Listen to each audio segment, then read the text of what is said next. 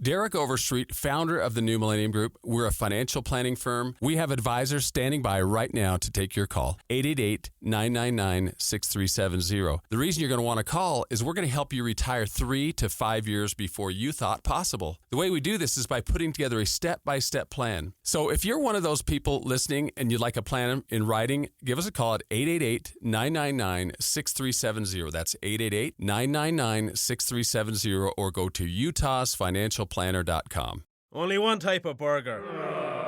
For every pallet. Fries are extra. Large in size. We've got the shakes. Going over the brim. Hey, this is Chris from JCW's. Put a positive, delicious spin on your day at any one of our 5 locations. In Lehigh, American Fork, Provo, South Jordan, or Harriman. JCW's, quality and a lot of it. 97.5, the KSL Sports Zone. He is the general manager of the Utah Mammoth right here on 97.5, the KSL Sports Zone. Coming off a big win in Game 1 of a 3-game road trip. Seattle coming up on Thursday. But, Bill, congratulations. That was a big one for your guys. Oh, huge one. Absolutely huge. So we came to play. It was, probably a great response for us. We had a tough one at home against Washington, and we came firing when all Pistons in L.A. It was a great response by the guys, and it's good to see it this time of year. Bill, I want to take you back to before last season. We were standing in a scrum, and I was there, and this is a phrase you've been probably brought up to you time and time again. You talked about some nights this team's going to look like they could win the Stanley Cup. Other nights you're going to be wondering what they're doing. You're just wondering what they're doing out there. We've seen some moments of that this season. Do you feel like the Mammoth are ready to kind of graduate from that in a way? Yeah, I do. I do. I think we're getting to a better consistency in our play. It's a team that's, every time we take our team's a pretty good learner. If they make a mistake and, they don't play well because of something we didn't shoot the puck enough, or, hey, we weren't good at this on the forecheck. Our team's pretty good and pretty resilient about going back and fixing it. So I like where we're at in the sense of there's a better consistency from the club. We've played some pretty good home games, haven't got the win, struggled in some areas, but I like our team. They're battling, and we're right in the thick of things. We're playing, pretty hard every single night in trying to get into the playoffs. So it's right where we want to be, and I like our effort and our I think our consistency's improved since last season.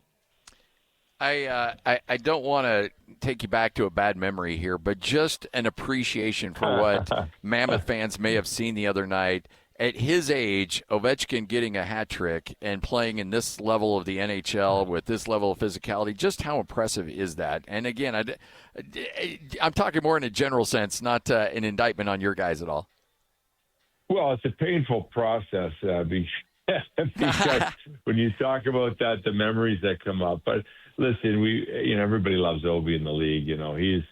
He's a pure-blooded goal scorer. From the time he came to the league to the time he's going to leave, he's been unreal. And he's got the ability, even at his age, he can shoot it off one leg harder than most guys can shoot it, off too. So he's a phenomenon, and he's someone that everybody likes to see, have success. Unfortunately, it was against us that night. But, he's been a great ambassador for hockey, and you could see that when he shows up at the game. And, there's a ton of Ovi jerseys in the stands. People still follow him.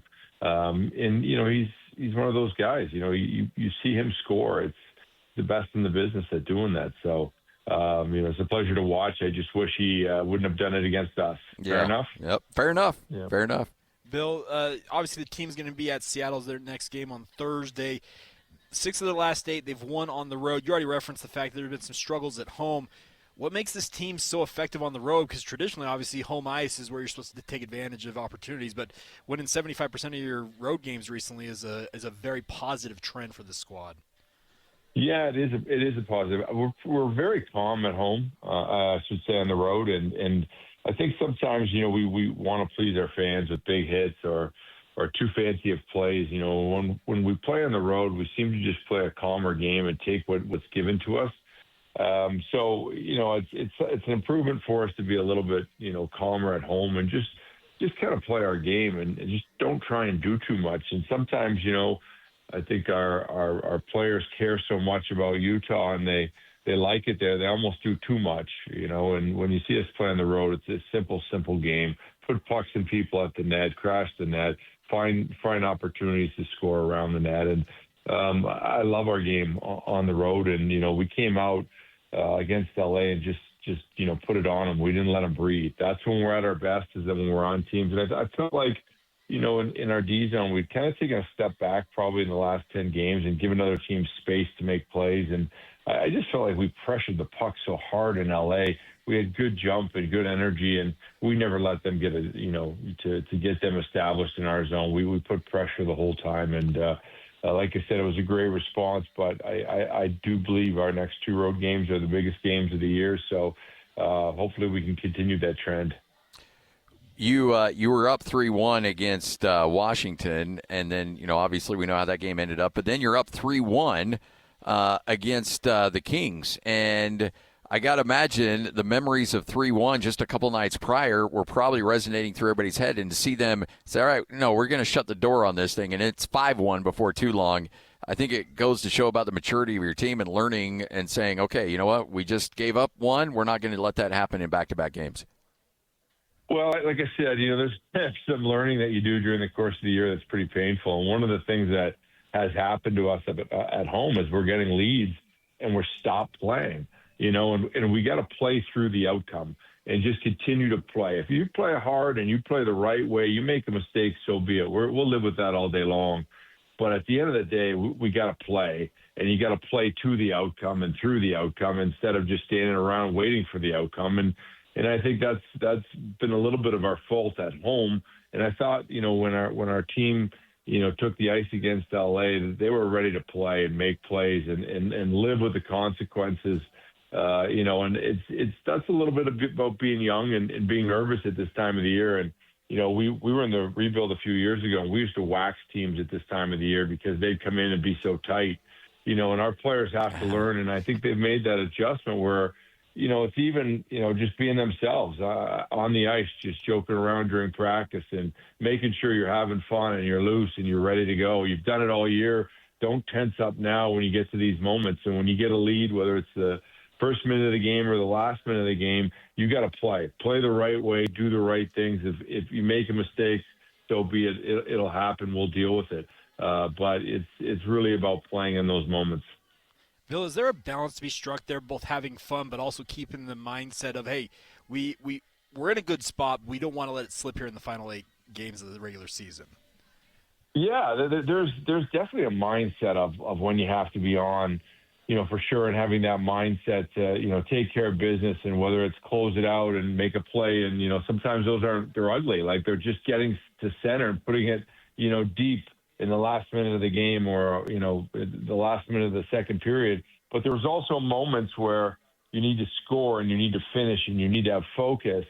But there's a goodness of our club that, they do that when they're loose. They do that when, they're not over tense, and they almost get paralyzed because of, hey, not wanting to make a mistake. And I think there's some goodness in our group when they're talking on the bench. They're loud. They're in the dressing room. They're into it. There's a goodness to that. So I think our guys are learning, how to have fun in intense moments and how to be yourself. So it's a little bit of some growth that we're going through for sure. When you've got some guys, now look, you've got guys on this roster that have made deep runs in the playoffs, guys that have won Stanley Cups, but as a team, how important is playoff experience for their development in knowing that level of physicality, what that's going to be like in preparation for taking that next step that you continue to talk about? Well, I'll always take the talent over the experience. I always lean to the greatness of the talent. Sometimes you have to just kind of go through it, and to get that experience. And, playoff hockey is the best. Our fans are going to rip the roof off the Delta Center. It'll be the greatest thing that ever hit. it's just an amazing experience. And I think as a player, those are tough games. There's 22 more hits per game. There's just an intensity that just goes to another notch. And, it's a great thing. But sometimes you just gotta get in there and find that experience through playing those big games or the big playoff games. It's been a good run for our group and going through that. Now we say when you can feel the pressure, you're in the right spot. So we're definitely in the right spot, and there's some goodness in our team and how they've played in those moments. Bill, always a pleasure. Thanks for joining us, and let's catch up again here next week. Thanks for having me, guys. Have a great day. You got it. There he is, the great Bill Armstrong, general manager of the Utah Mammoth, right here on 97.5, the KSL Sports Zone. Hey, I'm Josh Spiegel, host of the podcast Lunatic in the Newsroom. If you enjoy journalism that drifts into mild panic, wild overthinking, and a guaranteed nervous breakdown, Lunatic in the Newsroom is for you. It's news like you've never heard before. The only newsroom with a panic button. You'll laugh, you'll cry, and gasp in horror as the show spirals completely out of control. It's not just news, it's emotionally unstable. Lunatic in the Newsroom. Listen today. Mom, can you tell me a story? Sure. Once upon a time, a mom needed a new car. Was she brave? She was tired, mostly. But she went to Carvana.com and found a great car at a great price. No secret treasure map required. Did she have to fight a dragon? Nope. She bought it 100% online. From her bed, actually. Was it scary? Honey, it was as unscary as car buying could be. Did the car have a sunroof? It did, actually. Okay, good story. Car buying you'll want to tell stories about. Buy your car today on Carvana. Delivery fees may apply.